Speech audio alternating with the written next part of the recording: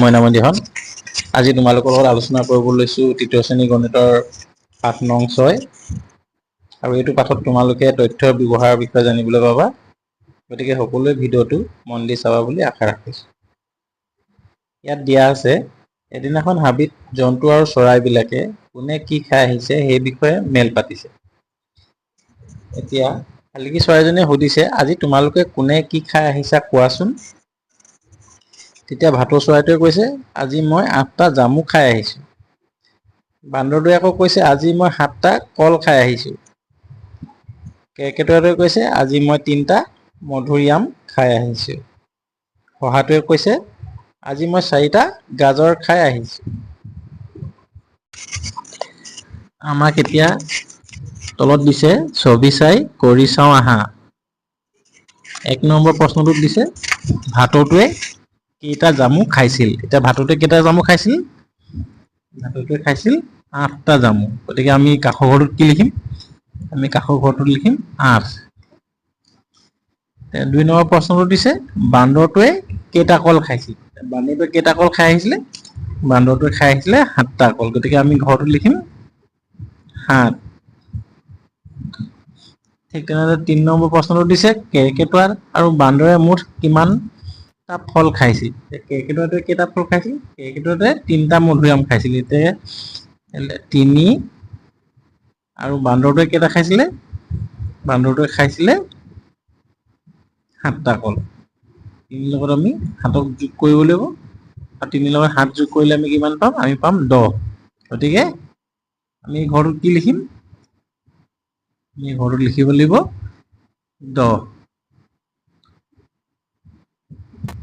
কেৰ্কেটুৱা আৰু বান্দৰে মুঠ কিমানটা ফল খাইছিলে? 10টা ফল খাইছিলে। 4 নম্বৰ প্ৰশ্ন দিছে, আটাইতকৈ বেছি ফল কোনে খাইছিলে? এতিয়া আটাইতকৈ বেছি ফল কোনে খাইছিলে? ভাটৌটোৱে খাইছিলে 8টা জামু, বান্দৰটোৱে খাইছিলে 7টা কল, কেৰ্কেটুৱাটোৱে খাইছিলে 3টা মধুৰিআম আৰু শহাটোৱে খাইছিলে 4টা গাজৰ। আটাইতকৈ বেছি কোনে খালে? আটাইতকৈ বেছি খালে ভাটৌটোৱে। ভাটৌটোৱে কেইটা খাইছিলে? ভাটৌটোৱে 8টা খাইছিলে। সেইবাবে আমি ইয়াত ঘৰটোত কি লিখিব লাগিব? ইয়াত আমি ঘৰটোত লিখিম ভাটৌ।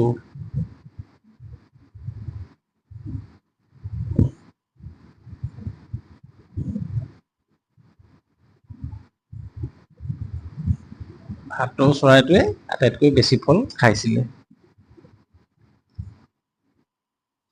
5 নম্বৰ প্ৰশ্নত দিছে, তালিকাখনত মুঠ কিমানটা ফল আছে। মুঠ কিমানটা ফল আছে সেইটো উলিয়াবলৈ আমি কি কৰিব লাগিব? ভাটৌ, বান্দৰ আৰু কেৰ্কেটুৱা সহায় খোৱা ফলসমূহ যোগ কৰিলে আমি যিটো সংখ্যা পাম সেইটোৱে হ'ব মুঠ ফলৰ সংখ্যা। এতিয়া আমি প্ৰথমে ভাটৌৱে কেইটা খাইছিলে? ভাটৌৱে খাইছিলে 8টা যোগ বান্দৰে খাইছিলে 7টা আৰু কেৰ্কেটুৱাই খাইছিলে 3টা, শহাই খাইছিলে 4টা। গোটেইকেইটা আমি যোগ কৰিলে যিটো সংখ্যা পাম সেইটোৱে হ'ব তালিকাখনৰ মুঠ ফলৰ সংখ্যা। এতিয়া হ'ব কিমান? 8 এ 7 এ 15, 15 এ 3 এ 18 আৰু 18 এ 4 এ 22। এতিয়া আমি কি লিখিব লাগিব? এতিয়া আমি তাত ঘৰটোত লিখিব লাগিব 22। 22টা।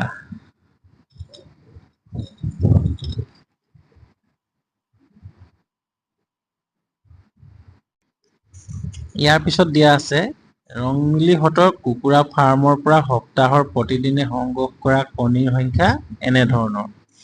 এতিয়া আমাক এখন তালিকা দিছে আৰু এফালে তাত 12ৰ নাম লিখা আছে। তাৰ সোঁফালে প্ৰতিদিনে সংগ্ৰহ কৰা কণী ছবি আঁকি দিছে, কিমানটা কণী প্ৰতিদিনে সংগ্ৰহ কৰে। গতিকে আমি চাওঁ আহাচোন।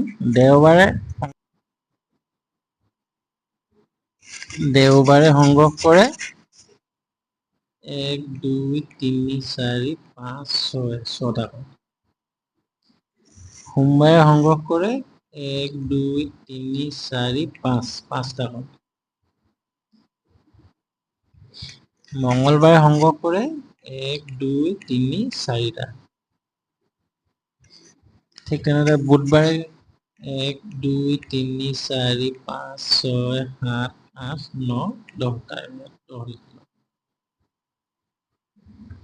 বৃহস্পতিবাৰে সংগ্ৰহ কৰে 1 2 3 4 5 6টা।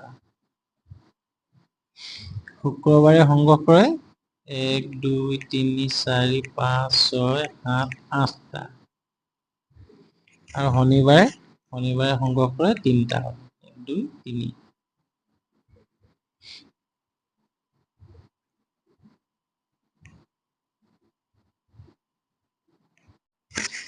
এতিয়া আমাক কৰিব দিছে তালিকাখন চাই কৰো আহা। ক নম্বৰ প্ৰশ্ন দিছে কোনদিনা আটাইতকৈ কম কণী সংগ্ৰহ কৰিছে। এতিয়া কোনদিনা কম কৰিছে? দেওবাৰে সংগ্ৰহ কৰিছিলে 6টা কণী, সোমবাৰে সংগ্ৰহ কৰিছিলে 5টা কণী, মঙ্গলবাৰে সংগ্ৰহ কৰিছিলে 4টা কণী, বুধবাৰে সংগ্ৰহ কৰিছিলে 10টা কণী, বৃহস্পতিবাৰে সংগ্ৰহ কৰিছিলে 6টা কণী, শুক্ৰবাৰে সংগ্ৰহ কৰিছিলে 8টা কণী আৰু শনিবাৰে সংগ্ৰহ কৰিছিলে 3টা কণী। এতিয়া এই গোটেই কেইদিনৰ ভিতৰত আটাইতকৈ আমি কম সংখ্যক কণী কোনবাৰে সংগ্ৰহ কৰা হৈছিলে পালো, সেইটো হ'ল শনিবাৰে। শনিবাৰে কেইটা সংগ্ৰহ কৰিছিলে? শনিবাৰে 3টা কণী সংগ্ৰহ কৰিছিলে। গতিকে আমি এই কাষৰ ঘৰটোত কি লিখিম? আমি লিখিম শনিবাৰ।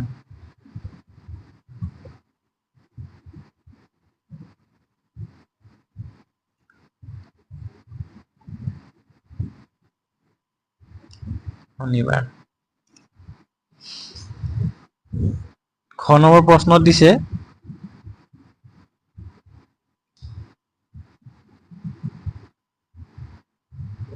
ৰংমিলিয়ে আটাইতকৈ বেছি কণী কোনদিনা সংগ্ৰহ কৰিছে আৰু কেইটা কণী সংগ্ৰহ কৰিছে? ৰংমিলিয়ে এতিয়া আটাইতকৈ কোনদিনা বেছি কণী সংগ্ৰহ কৰিছিলে? যিহেতু বুধবাৰে 10টা কণী সংগ্ৰহ কৰিছিলে আৰু 10টোৱে হৈছে আটাইতকৈ বেছি কণী পৰা দিন, সেইবাবে ৰংমিলিয়ে আটাইতকৈ বেছি কণী সংগ্ৰহ কৰা দিন কোনটো হ'ব? সেইটো হ'ব বুধবাৰ। ইয়াত ঘৰটোত আমি বুধবাৰ লিখিম আৰু কেইটা কণী সংগ্ৰহ কৰিছিলে? 10টা কণী সংগ্ৰহ কৰিছিলে। বাৰটো লিখিবা বুধবাৰ।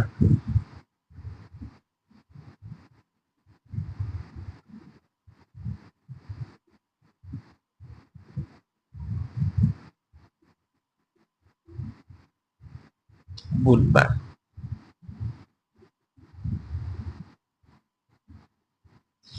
গ নম্বৰ প্ৰশ্নত দিছে ৰংমিলিয়ে কোনকেইটা বাৰত সমান সংখ্যক কণী সংগ্ৰহ কৰিছে?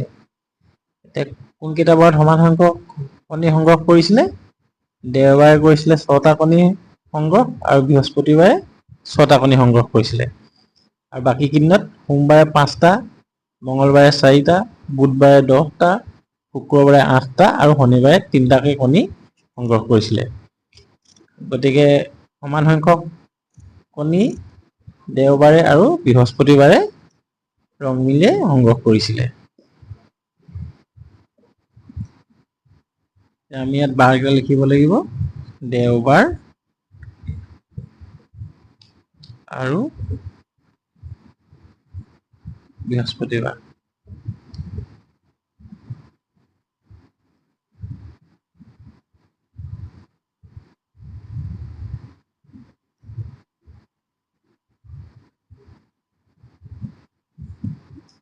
দেওবাৰ আৰু বৃহস্পতিবাৰ।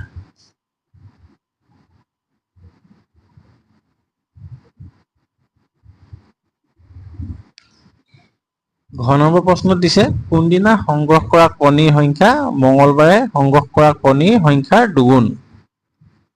সেইটো উলিয়াবলৈ হলে আমি কি কৰিব লাগিব? প্ৰথমে আমি মঙ্গলবাৰে কিমানটা কণী সংগ্ৰহ কৰিছিলে সেইটো আমি উলিয়াই ল'ব লাগিব। মঙ্গলবাৰে সংগ্ৰহ কৰিছিলে 4টা কণী। তাৰ দুগুণ হলে কিমান হ'ব? 4 দুগুণ কৰিলে হ'ব 8। গতিকে 8টা কণী কোনদিনাখন সংগ্ৰহ কৰিছিলে সেইটো আমি যদি তালিকাখনত চাই লওঁ তেতিয়াই আমি ঘ নম্বৰ প্ৰশ্নটোৰ উত্তৰ পাই যাম। এতিয়া আমি কোনদিনাখন পালো? শুক্ৰবাৰৰ দিনাখন 8টা কণী সংগ্ৰহ কৰিছিলে। সেইবাবে এই ঘৰটোত আমি কি লিখিম? শুক্ৰবাৰ। শুক্ৰবাৰ। 9 নম্বৰ প্ৰশ্নত দিছে 6টাকৈ বেছি কণী সংগ্ৰহ কৰা বাৰ কেইটা হ'ল? অৰ্থাৎ যিকেইদিনা 6টাতকৈ বেছি কণী সংগ্ৰহ কৰিছিলে সেই বাৰ দুটা আমাক লিখিবলৈ দিছে আৰু সেইকেইটা হ'ব বুধবাৰে 10টা কণী সংগ্ৰহ কৰিছিলে 6তকৈ বেছি আৰু শুক্ৰবাৰে 8টা কণী। বাকী কেইদিনত 6 বা তাতকৈ কম সংখ্যক কণী সংগ্ৰহ কৰা হৈছিলে। এতিয়া আমি প্ৰথমে লিখিম বুধবাৰ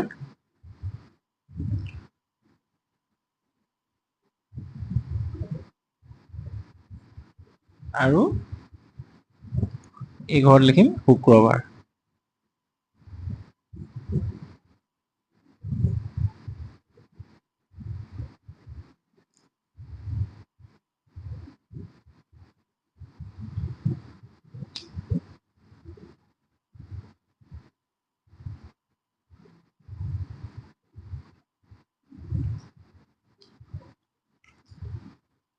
প্ৰথম 6 নম্বৰত দিছে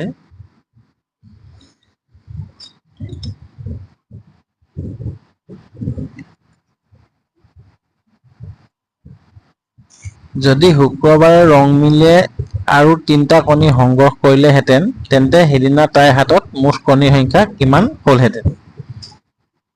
এতিয়া সেইটো উলিয়াবৰ বাবে কি কৰিব লাগিব, শুক্ৰবাৰে কিমান সংখ্যক কণী সংগ্ৰহ কৰিছিলে সেইটো প্ৰথমে লিখি তাৰ লগত 3 যোগ কৰিব লাগিব। প্ৰথমে শুক্ৰবাৰে কেইটা কণী সংগ্ৰহ কৰিছিলে, শুক্ৰবাৰে 8টা কণী সংগ্ৰহ কৰিছিলে। এতিয়া সুধিছে কি বুলি, আৰু 3টা কণী যদি বেছিকৈ সংগ্ৰহ কৰিলেহেঁতেন, যিহেতু 3টা কণী বেছিকৈ সংগ্ৰহ কৰাৰ কথা কৈছে সেইকাৰণে আমি 8ৰ লগত 3 যোগ কৰিব লাগিব। এতিয়া 8ৰ লগত 3 যোগ কৰিলে আমি কিমান পাম, আমি পাম 11।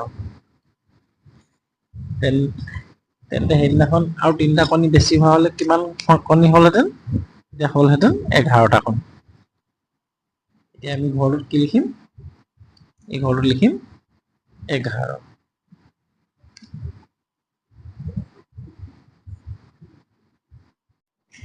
ইয়াৰ পিছত দিছে উদয়ন প্ৰাথমিক বিদ্যালয়ৰ 2য় শ্ৰেণীৰ শিক্ষাৰ্থীসকলৰ প্ৰিয় ফলৰ তালিকাখন চাওঁ আহা। আমাক এখন তালিকা দিছে আৰু তালিকাখনত থিয়কৈ শিক্ষাৰ্থীসকলৰ সংখ্যা দিয়া আছে আৰু পথালিকৈ প্ৰিয় ফলসমূহ দিয়া আছে। এতিয়া আম ভাল পোৱা শিক্ষাৰ্থীৰ সংখ্যা কিমান দিয়া আছে, আম ভাল পোৱা শিক্ষাৰ্থীৰ সংখ্যা হৈছে 8 জন। 8ৰ সমানকৈ শিক্ষাৰ্থীসকলক ফটো ছবি আকাৰে দি দিছে। ঠিক তেনেকৈ কল ভাল পোৱা শিক্ষাৰ্থীৰ সংখ্যা কিমান, কল ভাল পোৱা শিক্ষাৰ্থীৰ সংখ্যা হৈছে 6। কমলা ভাল পোৱা শিক্ষাৰ্থীৰ সংখ্যা কিমান, কমলা ভাল পোৱা শিক্ষাৰ্থীৰ সংখ্যা হৈছে 1 2 3 4 5 6 7 8 9 10। এই 10ৰ পোনে পোনে 10খন মুখ আঁকি দিছে আমাক। ঠিক তেনেদৰে আপেল ভাল পোৱা শিক্ষাৰ্থীৰ সংখ্যা কিমান, আপেল ভাল পোৱা শিক্ষাৰ্থীৰ সংখ্যা হৈছে 5। 5 জনী 5 সংখ্যাটো পোনে পোনে আমাক 1 2 3 4 5খন মুখ আঁকি দিছে। আমি আমাক দিছে তালিকাখন চাই উত্তৰ দিওঁ আহা। ক নম্বৰ প্ৰশ্ন দিছে কিমান গৰাকী শিক্ষাৰ্থীৰ প্ৰিয় ফল আম। কিমান গৰাকী শিক্ষাৰ্থীয়ে আম ভাল পায়, আম ভাল পোৱা শিক্ষাৰ্থীৰ সংখ্যা হৈছে 8।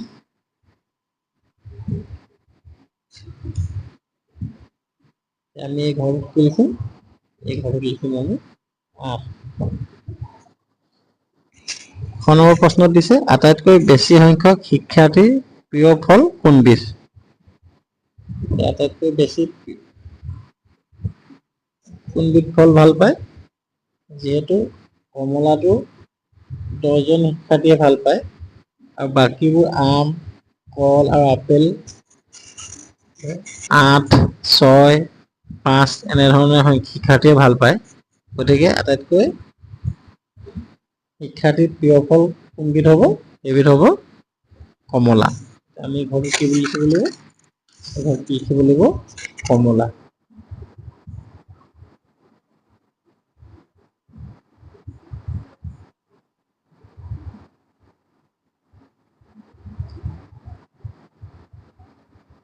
গ নম্বৰ প্ৰশ্নত দিছে মুঠ কিমানগৰাকী শিক্ষাৰ্থীৰ প্ৰিয় ফল কল আৰু কমলা?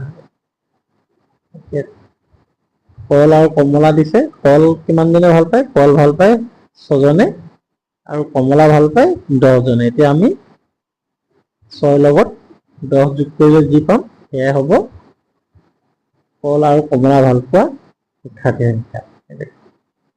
কল ভাল পায় 6 জনে যোগ কমলা ভাল পায় 10 জনে সমান কিমান হ'ব? 16। এতিয়া আমি কাষৰ ঘৰটোত কি লিখিম? কাষৰ ঘৰটোত লিখিম আমি 16।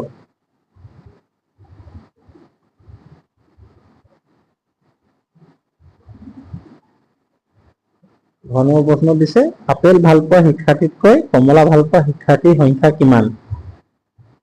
আপেল আৰু কমলা ভাল পোৱা। কমলা ভাল পায় 10 জনে আৰু আপেল ভাল পায় 5 জনে। এতিয়া সেইটো উলিয়াবলৈ আমি কি কৰিব লাগিব? 10ৰ পৰা 5 বিয়োগ কৰিব লাগিব। 10 বিয়োগ 5। যিহেতু আমাক আপেল ভাল পোৱা শিক্ষাৰ্থী আৰু কমলা ভাল পোৱা শিক্ষাৰ্থী সংখ্যাৰ পাৰ্থক্যটো উলিয়াবলৈ দিছে। 10ৰ পৰা 5 বিয়োগ কৰিলে আমি কিমান পাম? 10ৰ পৰা 5 বিয়োগ কৰিলে আমি পাম 5। গতিকে এই ঘৰটোত আমি কি লিখিম? এই ঘৰটোত লিখিম আমি 5।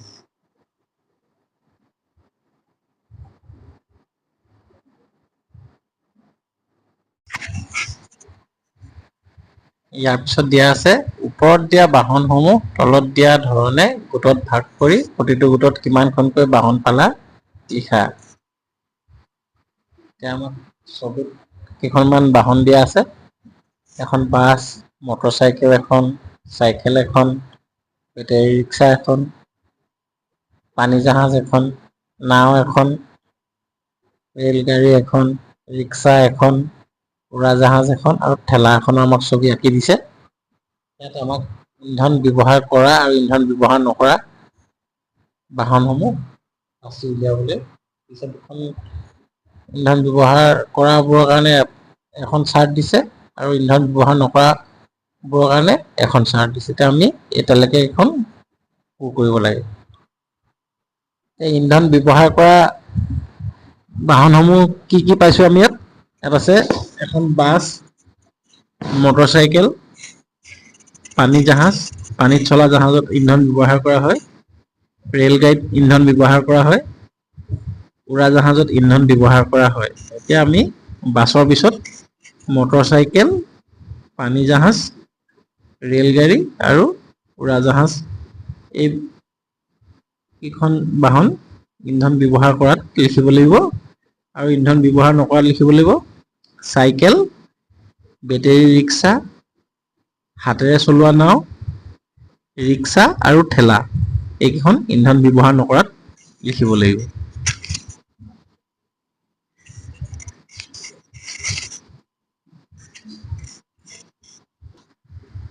ইয়াৰ পিছত দিছে বাহনসমূহ অন্য কি কি প্ৰকাৰে ভাগ কৰিব পাৰি শিক্ষাৰ্থীক ভাবিবলৈ উৎসাহিত কৰিব। এতিয়া বাহনসমূহক আমি অন্য কি কি প্ৰকাৰে ভাগ কৰিব পাৰোঁ? আমি চকাৰ ওপৰত নিৰ্ভৰ কৰি বাহনসমূহ ভাগ কৰিব পাৰোঁ। যেনে 2 চকীয়া, 4 চকীয়া, 3 চকীয়া, 10 চকীয়া, 8 চকীয়া এনেধৰণৰ চকাৰ ওপৰত নিৰ্ভৰ কৰিও আমি বাহনসমূহক ভাগ কৰিব পাৰোঁ। আৰু ইয়াৰ পিছত দিছে নৱীকৰণযোগ্য আৰু অনৱীকৰণযোগ্য সম্পদৰ বিষয়ে থুলমূলকৈ আলোচনা কৰা। নৱীকৰণযোগ্য সম্পদ হৈছে যিবোৰ সম্পদ আমি এবাৰ ব্যৱহাৰ কৰাৰ পিছত পুনৰ আকৌ ব্যৱহাৰ কৰিব পাৰোঁ, তেনেধৰণৰ সম্পদসমূহক নৱীকৰণযোগ্য সম্পদ বুলি কোৱা হয়। যেনে সূৰ্যৰ পোহৰ, বায়ু, পানী এইবোৰ হৈছে নৱীকৰণযোগ্য সম্পদ। আৰু অনৱীকৰণযোগ্য সম্পদ হৈছে যিবোৰ সম্পদ আমি এবাৰ ব্যৱহাৰ কৰাৰ পিছত পুনৰ ব্যৱহাৰ কৰিব নোৱাৰোঁ, অৰ্থাৎ শেষ হৈ যায়, তেনেবোৰ সম্পদক অনৱীকৰণযোগ্য সম্পদ বুলি কোৱা হয়। যেনে পেট্ৰল, ডিজেল, কেৰচিন, কয়লা এনেধৰণৰ সম্পদসমূহ আমি এবাৰ ব্যৱহাৰ কৰাৰ পিছত শেষ হৈ যায়, সেইবাবে আমি ইয়াক পুনৰ ব্যৱহাৰ কৰিব নোৱাৰোঁ। আৰু এই সম্পদসমূহে হৈছে অনৱীকৰণযোগ্য সম্পদ। ইয়াৰ পিছত দিছে ক্ৰিয়াকলাপ। বাগিচাখনত কিমানজোপা ফুলৰ গছ আছে গণনা কৰি তালিকাখন প্ৰস্তুত কৰা। প্ৰতিডাল গছৰ বাবে যুগ্ম ৰোল নম্বৰ শিক্ষাৰ্থীয়ে শুদ্ধ চিন আৰু অযুগ্ম ৰোল নম্বৰ শিক্ষাৰ্থীয়ে তৰা চিন ব্যৱহাৰ কৰিবা। এই বাগিচাখনত বেলি ফুল কেইজোপা আছে? বেলি ফুল আছে 1 2 3 4 5, ইয়াত 5। গোলাপ ফুল আছে 1 2 3, 3 জোপা। আৰু নাৰ্জী ফুল আছে 1 2 3 4 জোপা।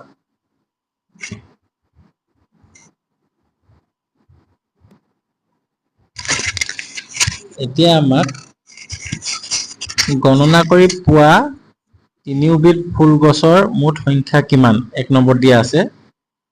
এতিয়া মুঠ সংখ্যা উলিয়াবলৈ আমি কি কৰিব লাগিব? বেলি, গোলাপ আৰু নাৰ্জী গোটেই কেইজোপা ফুলগছ আমি যোগ কৰিলে যিটো সংখ্যা পাম সেইটোৱে হ'ব মুঠ সংখ্যা। অৰ্থাৎ 5 যোগ 3 যোগ 4 সমান কিমান হ'ব? 5 এ 3 8, 8 এ 4 12। মুঠ সংখ্যা কিমান পালো আমি? পালো 12।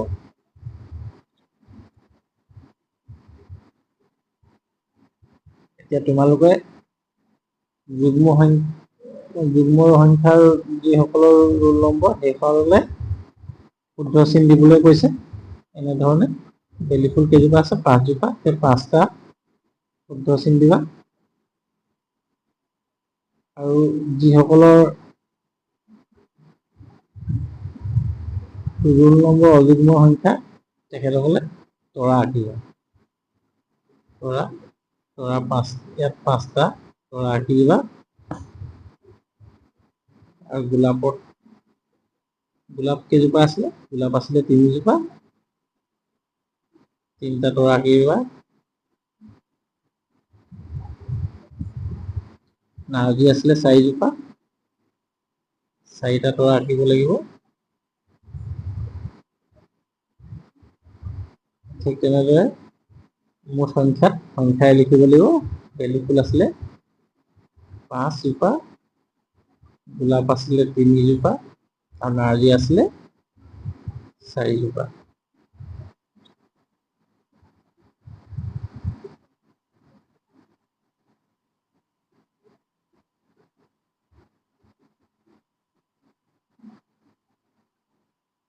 ইয়াৰ পিছত দিয়া আছে আদৰ্শ বিদ্যালয়ৰ শিক্ষাৰ্থীসকলৰ কাবাডী খেল।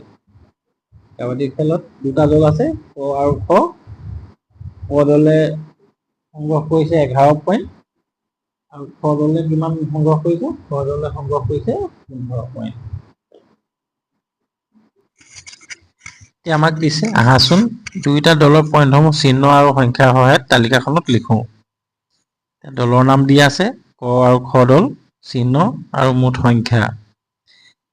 ক দলে কিমান পইণ্ট অৰ্জন কৰিছিলে? ক দলে অৰ্জন কৰিছিলে 11 পইণ্ট।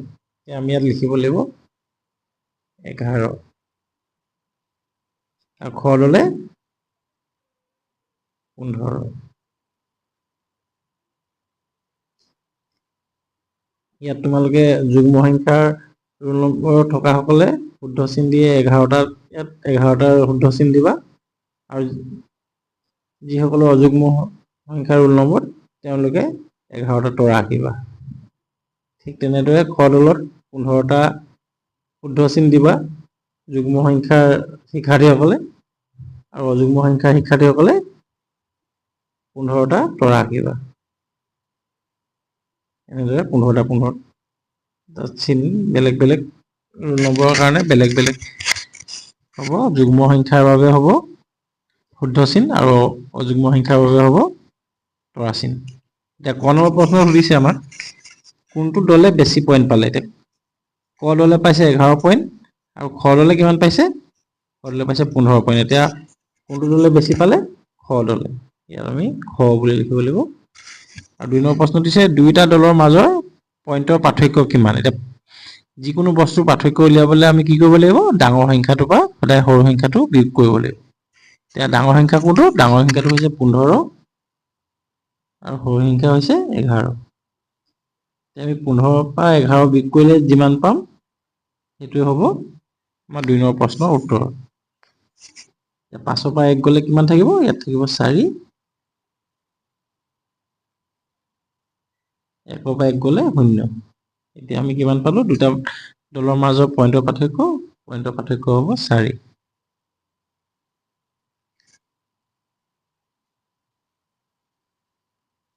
ইয়াৰ পিছত দিয়া আছে ছবি চাই কৰো আহা।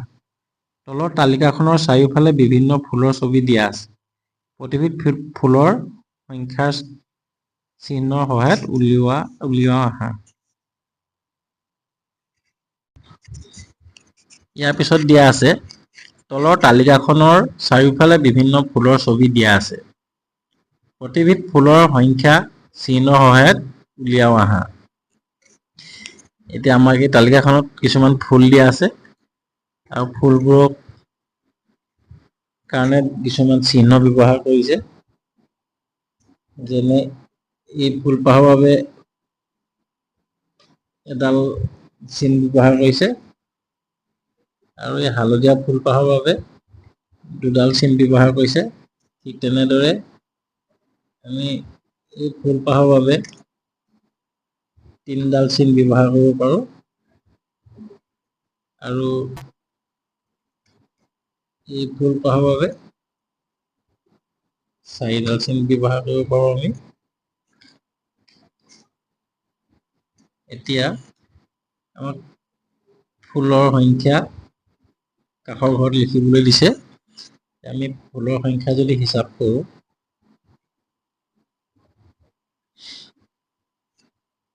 এই ফুলপাহ হৈছে 1, 2, 3, 4, 5, 6, 7, 8, 9।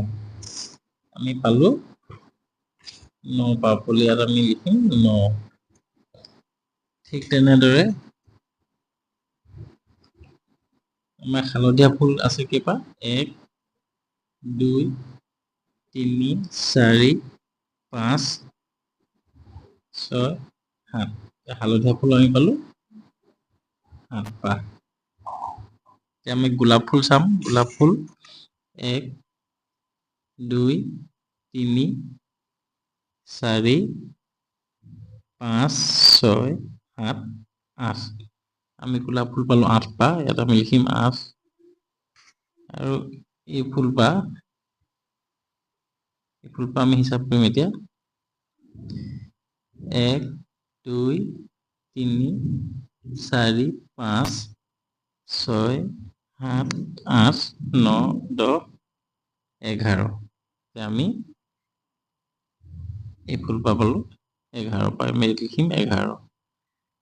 এতিয়া চিন হিচাপে ইয়াত আমি দিম 3, ইয়াত দিম 4 বা 4টো আমি ৰোমান সংখ্যাৰে লিখিব পাৰোঁ।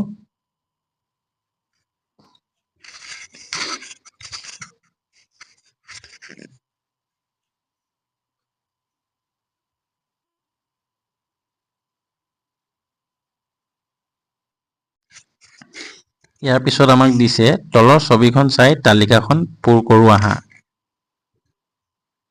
আমাক এখন ফাৰ্মৰ ছবি দিছে। ইয়াত কিছুমান গৰু আৰু কিছুমান আমি ছাগলী, কুকুৰা দেখিবলৈ পাইছোঁ।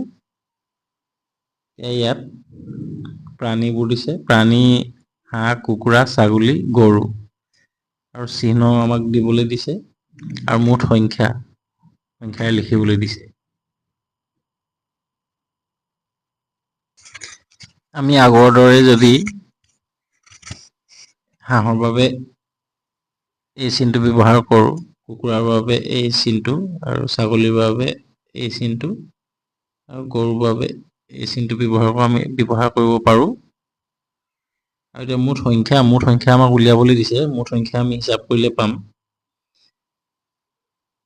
এতিয়া হাঁহ আছে 1, 2, 3, 4টা। হাঁহ আমি 4টা পালো। ছাগলী আছে 1 2 3 4 5 6 7 ছাগলী আমি পাইছো 7টা হাঁহ আছে 4টা গৰু আছে কেইটা গৰু 1 2 3 4 5 গৰু আছে 5 জনী ঠিক তেনেদৰে কুকুৰা আছে 1 2 3টা কুকুৰা আছে 3টা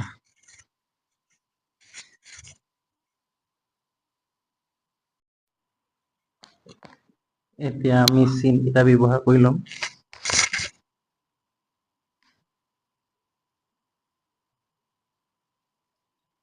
আৰু মুঠ সংখ্যা পাইছিলো হাঁহ 4টা কুকুৰা 3টা গৰু 5 জনী আৰু ছাগলী 7টা এতিয়া আমাক 1 নম্বৰ প্ৰশ্নত দিছে আটাইতকৈ বেছি থকা প্ৰাণীবিধৰ নাম কি আটাইতকৈ বেছি থকা প্ৰাণীবিধ কোনটো হৈছে আটাইতকৈ বেছি থকা প্ৰাণী হৈছে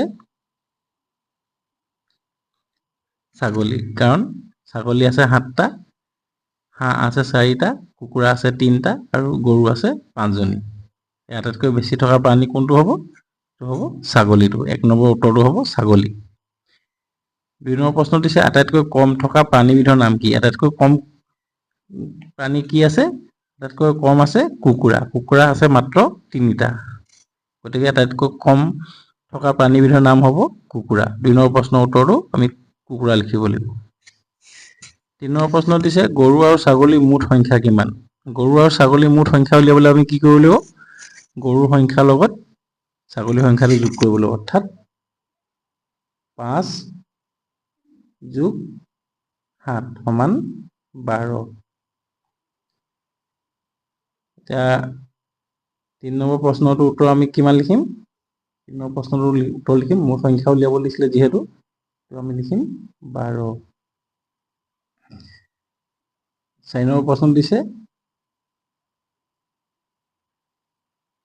ড্ৰেছৰ সংখ্যাৰ দুগুণতকৈ 1 কম অৰ্থাৎ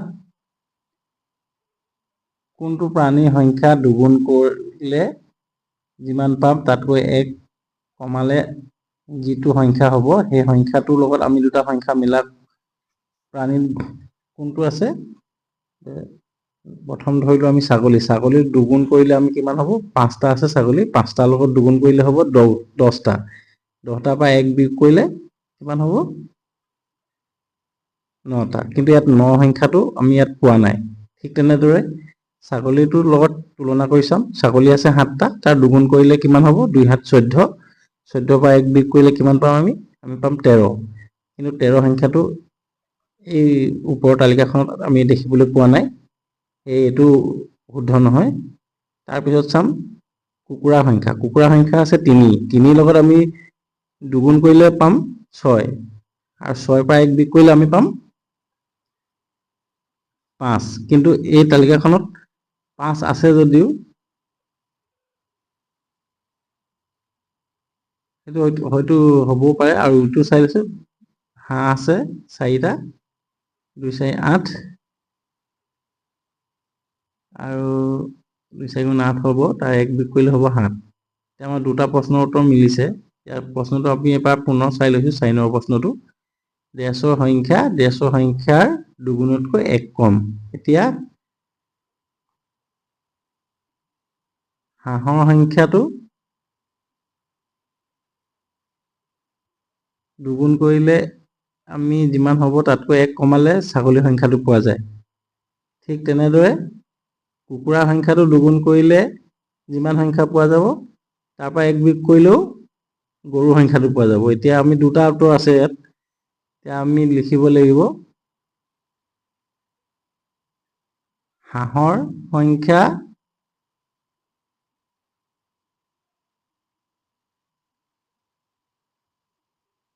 ভুল হৈছে ছাগলীৰ সংখ্যা হাঁহৰ সংখ্যাৰ দুগুণতকৈ 1 কম আৰু এটা হ'ব